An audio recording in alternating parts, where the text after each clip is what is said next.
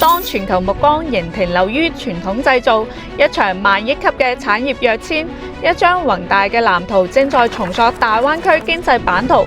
如今呢度佔地唔到全國0.6% 面積，爆出超14萬億經濟總量，佔全國10%。呢個就係粵港澳大灣區嘅實力。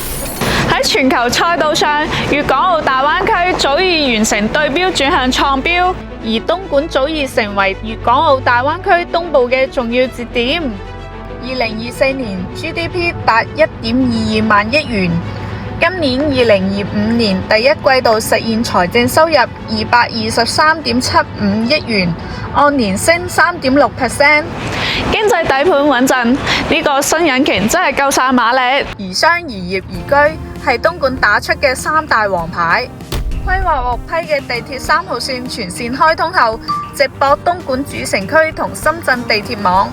加上莞惠城軌、常平南站、東莞南站等多軌交匯，呢度就係未來人流嘅第一站。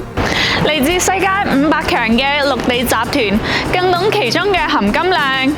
有住33年全球經驗，旗下企業及項目遍佈全球4大洲，數十個上百城，係業界公認嘅全球地標締造者。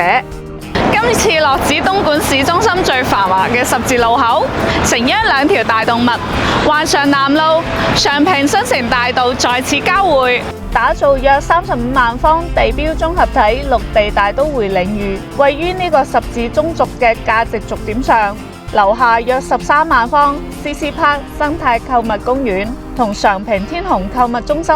形成黃金三角商圈，行2步就到常平常生公園，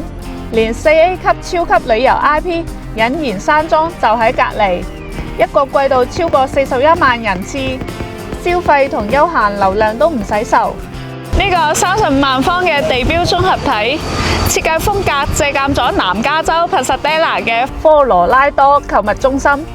兼具傳統文化同現代風情嘅南加州風格，構築一座新商業理想型。